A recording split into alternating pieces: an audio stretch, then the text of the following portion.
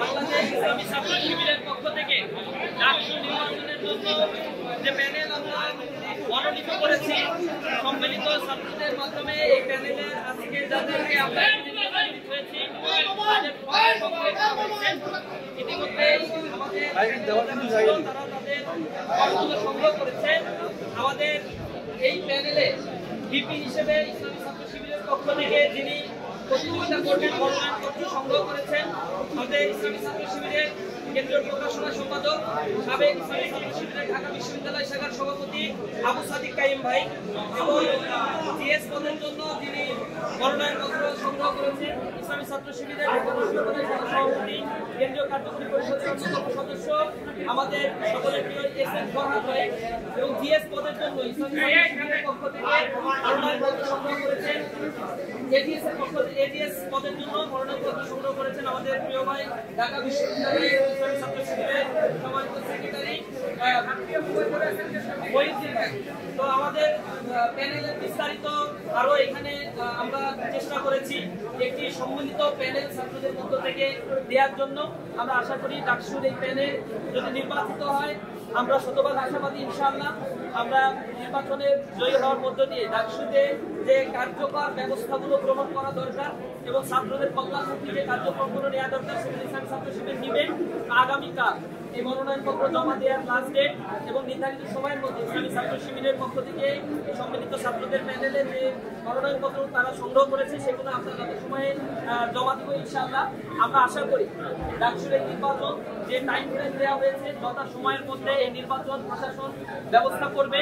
পাশাপাশি আমরা এই ক্যাম্পাসের সামগ্রিক নিরাপত্তার বিষয়গুলোতে আবারও প্রশাসনের কাছে জোর দাবি জানাই ডাকসু নির্বাচনকে কেন্দ্র করে যেন নিরাপদ একটি অবস্থান এই প্রশাসন তৈরি করতে পারে। সকলের কাছে এই আহ্বান জানাচ্ছি। এ পর্যায়ে ডাকসু প্যানেল আপনাদের সামনে বাকি পদগুলো ঘোষণা দেওয়ার জন্য যারা মনোনয়নপত্র সংগ্রহ করেছে তাদের নাম ঘোষণা করার জন্য ঢাকা বিশ্ববিদ্যালয় সভাপতি এস এম ফরহাদ ভাইকে অনুরোধ করছি। সবাইকে শুভেচ্ছা জানাচ্ছি। আমরা এখানে যারা দাঁড়িয়েছি আমাদের পরিচয় ঢাকা বিশ্ববিদ্যালয়ের শিক্ষার্থী যেমন আবার প্রত্যেকের আলাদা আইডেন্টিটি আছে। কেউ কেউ কোনো কোনো ছাত্র সংগঠনের দায়িত্বশীল, কেউ কেউ অ্যাক্টিভিস্ট, কেউ কারো কারো অন্যান্য কম্পিটিশন, এক একজনের এক এক ডাইভার্সিটি আছে। আজকে এই আমরা যারা প্রার্থিতার ফর্ম উত্তোলন করেছি তারা প্রত্যেকে মিলে একটি সম্মিলিত জোটের মধ্য দিয়ে আমরা অগ্রসর হচ্ছি। আজকে থেকে অর্থাৎ আগামীকালকে আমরা ফর্মটা যখন জমা দেবো, জমা দেওয়ার মধ্য দিয়ে আমরা একসাথে সম্মিলিত একটা জোটের মধ্য দিয়ে আমরা সমন্বিত একটা জোটের মধ্য দিয়ে শিক্ষার্থীদের নানান ক্যাটাগরি যত ক্যাটাগরি শিক্ষার্থী বিশ্ববিদ্যালয়ে রয়েছে প্রত্যেক ক্যাটাগরি শিক্ষার্থীদের প্রপার রিপ্রেজেন্টেশনের মধ্য দিয়ে আমরা এই প্যানেলের মধ্য দিয়ে আমরা ইলেকশনের যাচ্ছি ইনশাল্লাহ। এটি একই সাথে আমরা বিশ্বাস করি আমাদের যে প্যানেল সেই প্যানেলে সকল মতে, সকল চিন্তা, সকল ক্যাটাগরি, সকল কিছু রিপ্রেজেন্টেটিভ এবং সকল ধরনের ক্যাপাসিটি বিশ্বাস করছি। এবং ঢাকা বিশ্ববিদ্যালয় শিক্ষার্থী আসলে যেমন চাই যে একটি প্যানেলে সকল রকমের মানে নানা ডাইভার্সিটি দিচ্ছি। আমাদের প্রত্যেকটি পদে আমরা যারা ফর্ম করেছি সমন্বিত যে আমরা যে জোট করছি সমন্বিত জোটের যে প্যানেল হবে সেই প্যানেলের নাম এবং পূর্ণাঙ্গ রূপরেখা আমরা আগামীকালকে মধ্যে আপনাদেরকে অ্যানাউন্স করবো। কিন্তু আপাতত এটুকু শিওর যে আমরা হচ্ছে নানান ক্যাটাগরি স্টেক হোল্ডারের মধ্যে দিয়ে আমরা দুটো মধ্যে ইলেকশন করছি। সেই দুটো মধ্যে ইলেকশনের বিপিজিএস এবং ইজিএস এর নাম অলরেডি ঘোষণা হয়েছে। লিবারেশন ওয়ার এবং ডেমোক্রেটিক মুভমেন্ট এই গোষ্ঠীতে যিনি প্রতিযোগিতা করবেন আমাদের জোটের পক্ষ থেকে তিনি হচ্ছে আমাদের ফাতিমা তাসনিম জুমা। পিছনে তো কথা কেন ভাই? জুমা দেখতে পাচ্ছেন আমাদের প্রার্থীর একটা হাত তুলে ইয়া করবেন।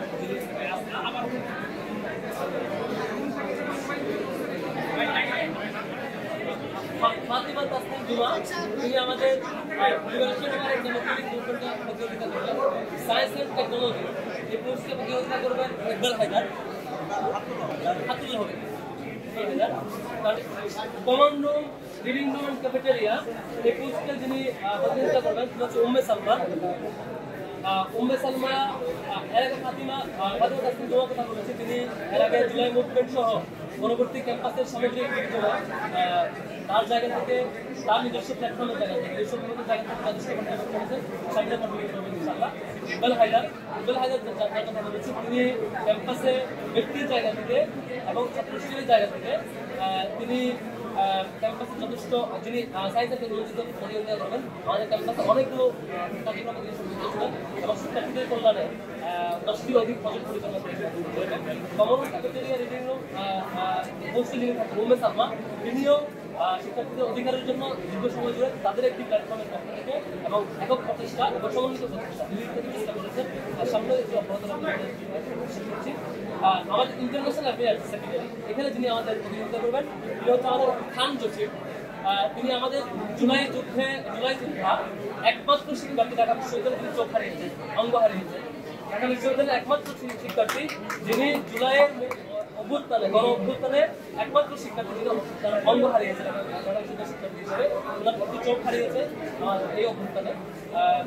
ভাই জুলাই অভ্যুত্থানে যেমন অবদান রেখেছে, স্বাধীনতা শিক্ষার্থীদের কোনো অবদান রাখবেন বলে আমরা প্রত্যাশা করছি। তারপর লিটারেচার অ্যান্ড কালচার, এখানে নুরুল ইসলাম সাব্বির আমাদের বিশ্ববিদ্যালয়ের অর্থ সম্পাদক, তিনি করছেন। রিসার্চ অ্যান্ড পাবলিকেশন, এখানে সাজ্জাদ হোসেন খান আমাদের প্রধান সম্পাদক। অলরেডি 25টার অধিক বই আছে প্রকাশিত এবং তিনি নিয়মিত লেখালেখি করেন। তার লেখাযোগা এবং গবেষণা এবং প্রকাশনার জায়গায় তার একাডেমিক নেচার সব কিছু মিলে আমাদের কাছে মনে হয়েছে তিনি তার যে দক্ষতা দেখিয়েছেন সেটি শিক্ষার্থীদের কল্যাণে এই পদবিতে